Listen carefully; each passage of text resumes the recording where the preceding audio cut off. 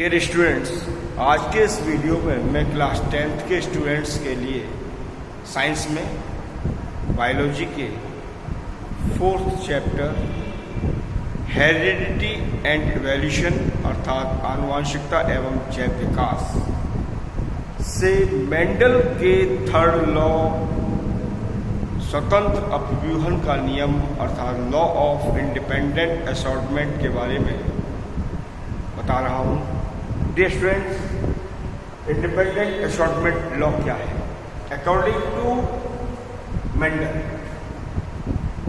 जब किसी शुद्ध एवं समयुग्म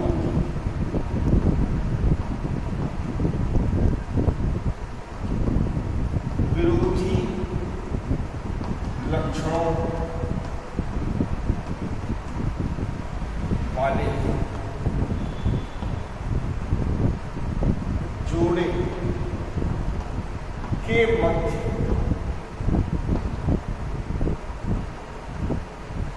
क्रॉस कराएं तो F1 जनरेशन अर्थात पीढ़ी में सभी संतान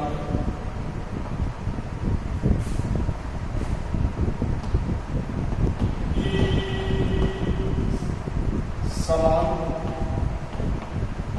लक्षणों वाली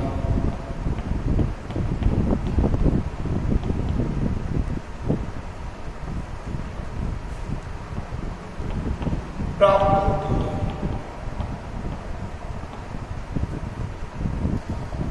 और यदि इन्हें पुनः क्रॉस कराएं तो F2 जनरेशन में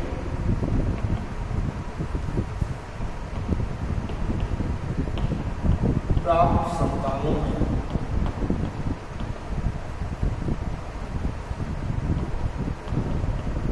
प्रत्येक लक्षण की वंशावली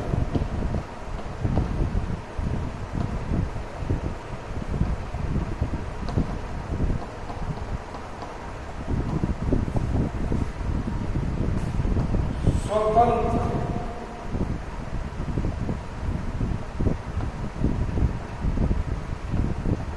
रूप से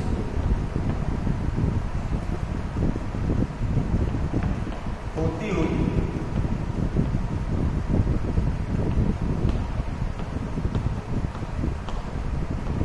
प्रदर्शित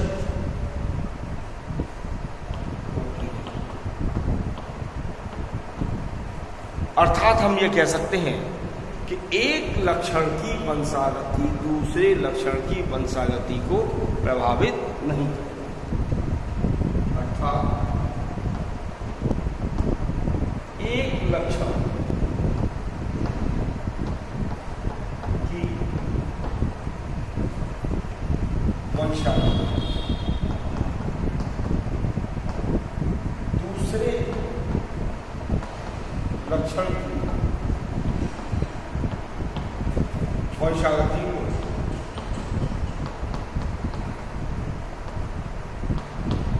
प्रभावित नहीं।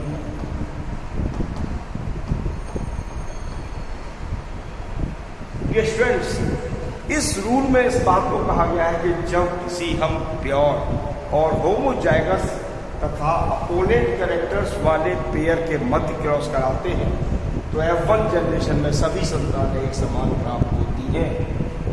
अर्थात समान लक्षणों वाली प्राप्त होंगी। यदि इन संतानों के बीच पुनः क्रॉस कराएं तो F2 पीढ़ी में प्राप्त संतानों में प्रत्येक लक्षण फ्रीली वंशागत होता है।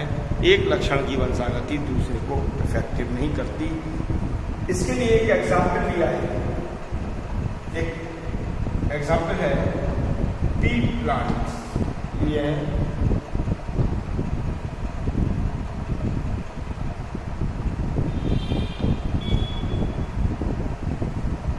प्लांट्स लिए हैं, इनमें एक प्लांट का स्टेम टॉल है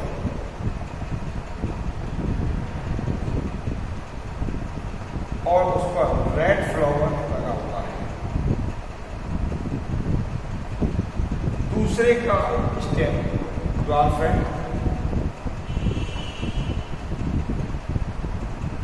और उस पर व्हाइट फ्लावर लगा हुआ है।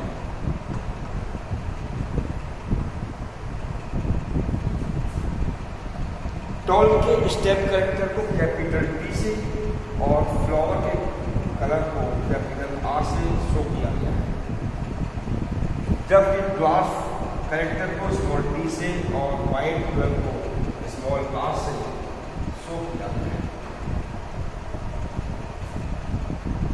ये स्टूडेंट्स, आफ्टर मियोसिस, जब मियोसिस की क्रिया हो जाएगी उसके बाद जो हमें कोशिका प्राप्त होगी, उस कोशिका में एक कैरेक्टर तले के लंबे लक्षण को शो करेगा और दूसरा फ्लावर के रेड कलर को शो करेगा। इसी प्रकार से इसमें भी मियोसिस के बाद जो कोशिका प्राप्त होगी उसमें एक स्मॉल टी और एक स्मॉल आर कैरेक्टर आएगा।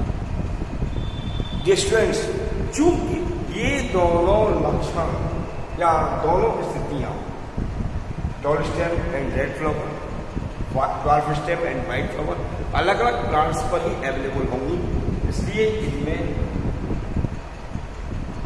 पर परागण या क्रॉस पॉलिनेशन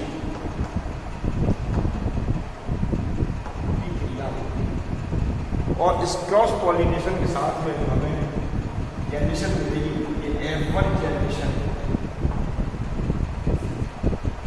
अब जो संतान हमें प्राप्त होगी वो कैसी होगी, ध्यान दें। अब हमें जो संतान प्राप्त होगी वह इस स्थिति से प्रदर्शित की जाएगी, capital T, small T, capital R and small R. यहाँ पर कैपिटल टी और कैपिटल आर डोमिनेंट कैरेक्टर हैं, अर्थात अपने प्रभाव को प्रदर्शित करेंगे। तो सभी संतानें संकर, लंबे तने और लाल फूल वाली हम ये लिख सकते हैं कि सभी संतान शुद्ध नहीं है, क्योंकि यहाँ पर करेक्ट कैरेक्टर्स मिल रहे हैं, इसलिए सभी संतानें कैसी होंगी, संकर, लंबे तने और लाल फूल वाली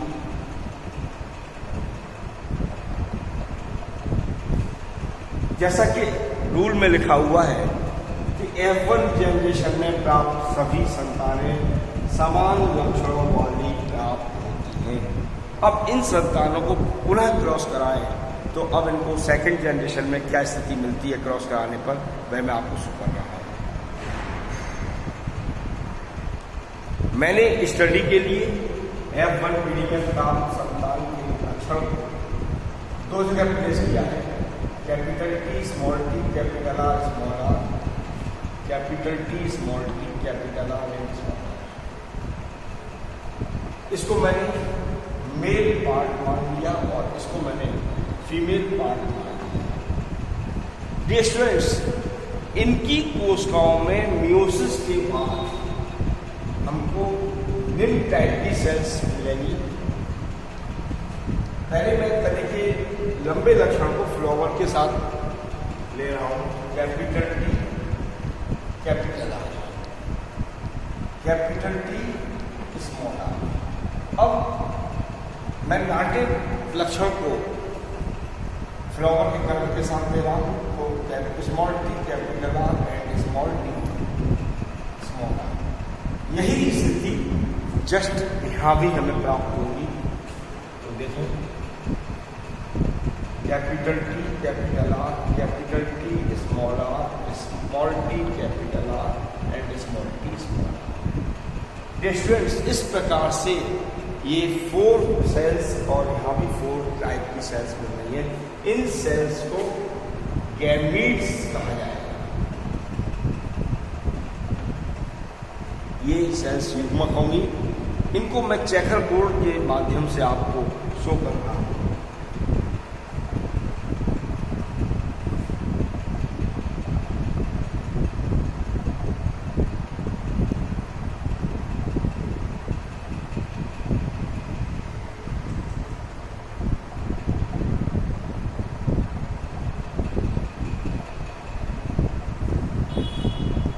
मैंने एक साइड में मेल कैरेक्टर अर्थात वर्टिकली मेल कैरेक्टर लिए हैं और हॉरिजॉन्टली क्षैतिज रूप से मैंने फीमेल कैरेक्टर्स को चूज किया है। Capital T, capital R, capital T, small R, small T, capital R and small T, small R. यही कंडीशन यहाँ प्लेस हुई है, तो हम दोनों सेम स्थितियाँ हैं। जब ये सेल इस सेल के साथ मैच करेगी, कैसा करेक्टर आएगा, दोनों की कैपिटल होगी और आर भी कैपिटल होगा। इसमें कैपिटल टी दोनों एक स्मॉल आर और एक कैपिटल आर होगा। यहाँ पर एक कैपिटल टी स्मॉल टी दोनों आर कैपिटल होंगे। यहाँ एक capital T small T capital R small R दोनों कैपिटल टी होंगे, आर कैपिटल और स्मॉल, और टी कैपिटल आर दोनों स्मॉल होंगे। यहाँ capital T small T R एक कैपिटल एक स्मॉल। इस स्थिति में एक कैपिटल एक स्मॉल टी दोनों आर स्मॉल होंगे। यहाँ एक capital T small T capital R capital T small T capital R and small R. यहाँ दोनों टी स्मॉल है बट आर दोनों कैपिटल है। यहाँ दोनों टी स्मॉल है, एक कैपिटल आर है एक स्मॉल आर है। यहाँ पर capital T small T capital R small R, दोनों टी में एक कैपिटल एक स्मॉल बट आर दोनों स्मॉल है। दोनों टी स्मॉल है, आर कैपिटल एंड स्मॉल। यहाँ ऑल कैरेक्टर्स अर्थात इस सेल में और इस सेल में दोनों स्मॉल कैरेक्टर्स हैं। ये मैंने स्मॉल कैरेक्टर्स में दिखा दिया। तो डियर स्टूडेंट्स, यहाँ पर मुझे 1 2 3 4 1 2 3 4 अगर 4 का एक स्क्वायर बन रहा है तो 4 4 जा 16। इस स्थिति में मुझे 16 ऑफस्प्रिंग संतानें प्राप्त हो रही है। अब यह क्लियर करते हैं कि इनकी सिचुएशन क्या है। तो फर्स्ट ऑफ ऑल देखें, ये संतान क्या कंडीशन दे रही है। कैपिटल टी मतलब टॉलेस्ट है एंड फ्लावर कैसा है, red, tall and red, one offspring. ये भी टॉल एंड रेड को शो करेगी, ये भी टॉल एंड रेड को शो करेगी, ये भी टॉल एंड रेड को शो करेगी, ये भी टॉल एंड रेड को शो करेगी, ये टॉल एंड वाइट,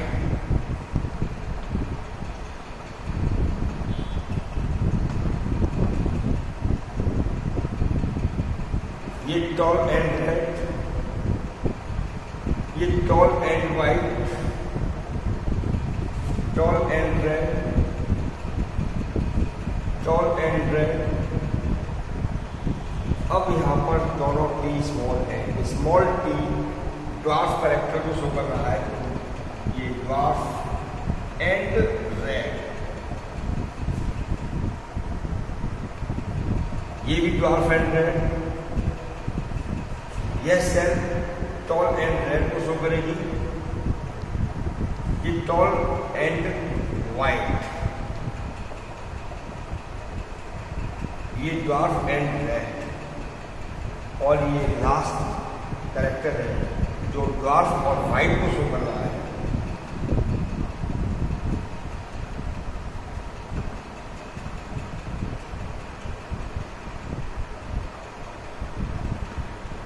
तो डियर स्टूडेंट्स, इस तरीके से हमने जो रेशियो के लिए टैली यूज की है, इस टैली के according tall stem and red flowered plants 5 and 4 total 9 plants मिल रहे हैं, जबकि tall stem and white flowered plant केवल 3 मिल रहे हैं, जबकि ड्वार्फ एंड रेड ये भी 3 मिल रहे हैं, और dwarf and white flower plant के लिए मुझे केवल 1 मिल रहा है।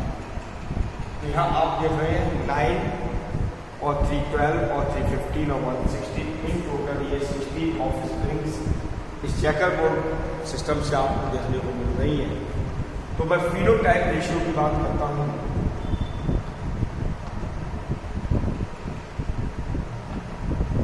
फिनोटाइप रेशियो का मतलब है कि जब हम संततियों की केवल बाहरी संरचना को देख करके और उनके बीच में रेशियो ज्ञात करते हैं तो उसको फिनोटाइप रेशियो कहेंगे। और ये रेशियो आपको मिल रहा है 9:3:3:1। इस प्रकार से